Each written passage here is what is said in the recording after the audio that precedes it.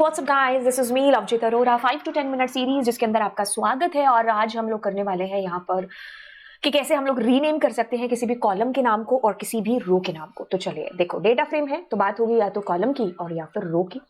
अब देखो क्या चीज है कि अगर हमें कॉलम को रीनेम करना है तो हम data frame dot rename function है जिसका इस्तेमाल करेंगे। रो को डिलीट करना है तभी भी हम रीनेम फंक्शन का ही इस्तेमाल है जो करेंगे। अब दोनों के अंदर आपको एक चीज ध्यान रखनी है, क्या कि देखो इसमें यूज होती है क्या, आपकी डिक्शनरी यूज होती है। ठीक है, देखो डिक्शनरी में क्या होता है, अगर हम एक आम डिक्शनरी की बात करते हैं तो कर्ली ब्रैकेट्स का यूज होता है, कॉलन होता है, कॉलन के यहाँ पर हम एक की को लिखते हैं और कॉलम के यहाँ पर हम उस की वैल्यू को है जो लिखते हैं। तो याद रखना जब भी हम रीनेम करेंगे ना तो यहाँ पर हमें ओल्ड नेम देना है। ठीक है, अगर हम कॉलम को रीनेम कर रहे हैं तो उसका, रो को कर रहे हैं तो उसका, वो नाम जो हमें चेंज करना है। और यहां वैल्यू के अंदर हम देंगे न्यू नेम जो हमें चेंज करने के बाद रखना है, चाहे वो कॉलम हो चाहे वो रो हो। समझ में आई चीज कि हम रीनेम का यूज करते हैं। और हम डिक्शनरी इसके अंदर है जो पुट करेंगे, डिक्शनरी डालेंगे। डिक्शनरी की कीज में हम एक पुराना नाम रखेंगे और वैल्यूज में नया नाम रखेंगे जो हमें रीनेम करने के बाद रखना है।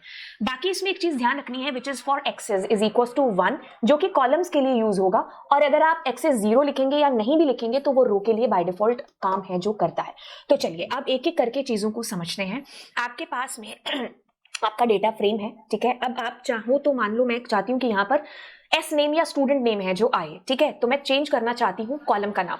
सबसे पहले तो देखो डीएफ और मैंने लिखा डॉट रीनेम। अब यहाँ करली ब्रैकेट है, करली ब्रैकेट में मुझे ओल्ड नेम यानी कि पुराना नाम, कॉलन, वैल्यूज में मुझे न्यू नेम है जो लिखना है। क्योंकि तो ये आपके पास में axis is equal to 1 column है तो आप ऐसे लिखेंगे।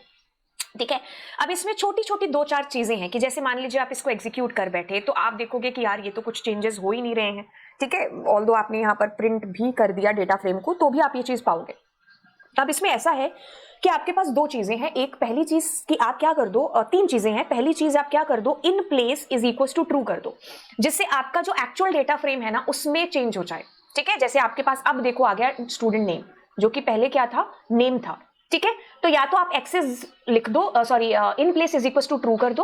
अगर आपको ये चीज याद नहीं रहती है क्योंकि 99% बच्चे भूल जाते हैं तो आप डीएफ इज इक्वल टू कर लेना। तो इसका मतलब है कि चेंज होने के बाद में रिटर्न हो जाएगा आपका डेटा फ्रेम आपके डीएफ के अंदर दोबारा से, और अब आपको वो चेंज दिखेगा।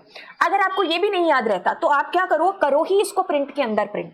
ठीक है, क्योंकि रीनेम से क्या हो जाएगा, वो रिटर्न कर देगा आपको कि जैसे आपने यहां पर देखो इसको प्रिंट कराया तो आपके पास में, एक second, axis is equal to, हम 3 बार प्रिंट कराने हैं ना, हाँ, तो ये बीच वाले में देखो आपको रीनेम होकर के दिख गया। देखो मैंने 3 बार लिखा है, एक तो 7 नंबर लाइन वाला पहले कट करते हैं, अब 2 बार दिखेगा क्योंकि 2 बार वी आर यूजिंग प्रिंट। तो आपको देखो यहां पर रीनेम दिख गया क्योंकि रीनेम जो फंक्शन है ना वो ड्रॉप फंक्शन की तरह ही आपको रिटर्न कर देगा चेंज करके, एक्चुअल चेंज नहीं होगा। तो पेपर में अगर आप ये भी लिख करके आते हैं तो भी कूल है, in place is equal to true लिखेंगे तो भी ठीक है, data frame is equal to लिखेंगे तो भी ठीक है। ठीक है, तो ये तो बात रही इन प्लेस की और एक्चुअल डेटा फ्रेम में चेंज होने की। बाकी क्या चीज है कि अगर आप एक्सेस इज इक्वल टू 1 लिखेंगे तो ही ये कॉलम को डिलीट करेगा, सॉरी रीनेम करेगा। अगर मान लीजिए आप एक्सेस 1 की जगह 1 भूल गए तो आप यहां पर कॉलम्स लिख देना। मतलब पेपर की हड़बड़ाहट इतनी होती है कि हम भूल जाते हैं कि axis 1 is for column and axis 0 is for row. कोई दिक्कत नहीं है, आप क्या लिख दीजिएगा, कॉलम्स लिख दीजिएगा वहां पर अगर आपको याद नहीं रहा तो। ठीक है, अगर आप मान लीजिए एक्सेस ही लिखना भूल गए तो आप यहां पर ये भी कर सकते हैं कि मैंने कहा कॉलम्स इज इक्वल टू, तो ये भी सेम चीज ही आपके पास हो रही है which is what to renaming a column.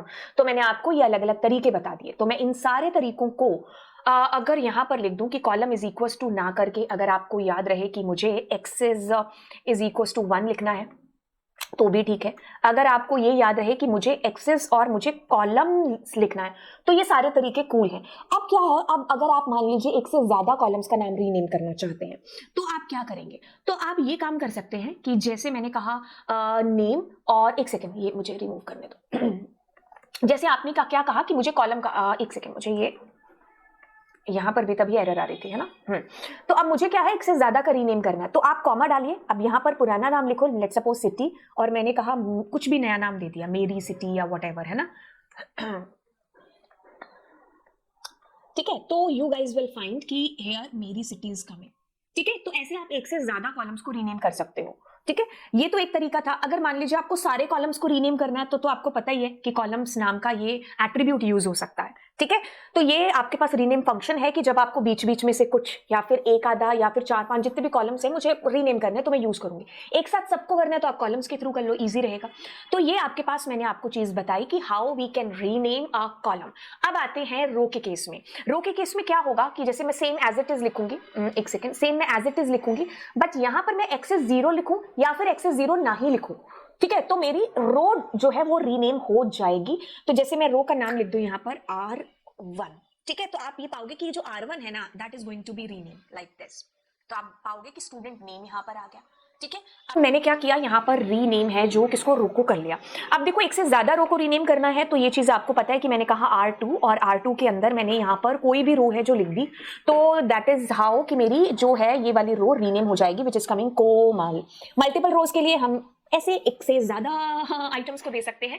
Okay, अगर आप भूल गए कि मुझे एक्सेस 0 लिखना है, मत लिखो, ठीक है। और अगर आपने लिख दिया और 0 आप भूल गए तो आप क्या करो, यहाँ पर इंडेक्स लिख दो, तो इससे भी सेम चीज हो जाएगी। अगर आपको ये भी याद नहीं रहता तो आप क्या कर सकते हो, आप सिंपली यहाँ पर इंडेक्स इज इक्वल टू भी लिख सकते हो, तो इससे भी रीनेम हो जाएंगे आपकी रोज, ठीक है। अब एक चीज मैं आपको बता दूं, अगर आप यहाँ पर df डॉट इंडेक्स करके सारी रोज को डिलीट करोगे, सॉरी रीनेम करोगे, तो एक साथ सारी रोज आपकी ऐसे रीनेम हो जाएंगी, ठीक है।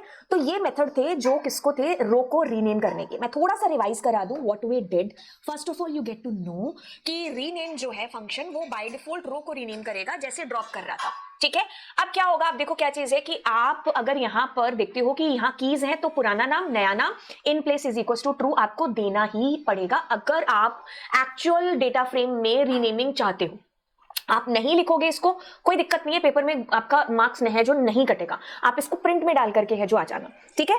ओके, मैंने एक्सेस नहीं लिखा है क्योंकि बाय डिफॉल्ट रो को ही रीनेम है जो करेगा। एक्सेस 0 लिखोगे तो भी कोई फर्क नहीं पड़ता, आपने एक्सेस इंडेक्स लिख दिया तो भी कोई दिक्कत नहीं है, आप ऐसे इंडेक्स इज इक्वल टू लिखोगे तो भी कोई दिक्कत नहीं है। ये एक ही चीज को रिप्रेजेंट कर रहे हैं, एक इनमें से सारी चीजों में से एक को याद करना है वो भी कर सकते हो आप, ठीक है। बस ध्यान रखना है आपको कि मैंने आपको क्या चीज बताई।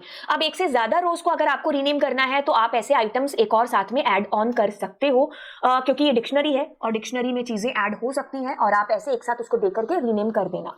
ओके, अब देखो रीनेम अगर कॉलम करना है तो आप या तो लिख दो कॉलम इज इक्वल टू और यहां पर आपने उस पेयर को लिखा, पुराना नाम नया नाम और इन प्लेस ट्रू लिख दिया।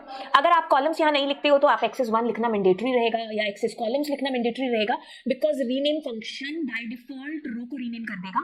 आपके इसमें एरर आ जाएगी क्योंकि अगर आपको कॉलम को ऐड करना है तो आपको लिखना ही पड़ेगा एक्सेस इज इक्वल टू 1 या axis is equal to columns या फिर कॉलम्स इज इक्वल टू में से कोई भी एक वे। मल्टीपल कॉलम्स को भी आप ऐसे ही रीनेम कर सकते हो जैसे आपने रो को किया, बस आपको एक एक्स्ट्रा पेयर है जो इसमें साथ में जोड़ना पड़ेगा, एक और करना है तो आप यहाँ कॉमा लगा करके उसको भी लगा दीजिए। तो मैं आपको अलग अलग तरीके बता चुकी हूँ कैसे आप रो को रीनेम कर सकते हो, कॉलम को रीनेम कर सकते हो। ध्यान से सुनिए, अगर आप एक ही साथ में रीनेम करना चाहते हैं ना तो आप df डॉट इंडेक्स और df डॉट कॉलम्स का भी इस्तेमाल कर सकते हो। इससे क्या हो जाएगा, एक साथ सारे ही रीनेम हो जाएंगे, ठीक है। या फिर आपको नाम देना भी है उनको पहली बार भी, तभी भी हम इनका यूज है जो करते हैं यूजुअली। एंड फंक्शन में बता चुकी हूँ रीनेम, और this is all about it. And अब मिलते हैं आपसे अगली क्लास के अंदर, और bye bye and God bless you all. Channel को जरूर है जो सब्सक्राइब कर दीजिएगा, दोस्तों के साथ में शेयर भी है जो इस चैनल को कर दीजिएगा। Bye bye all.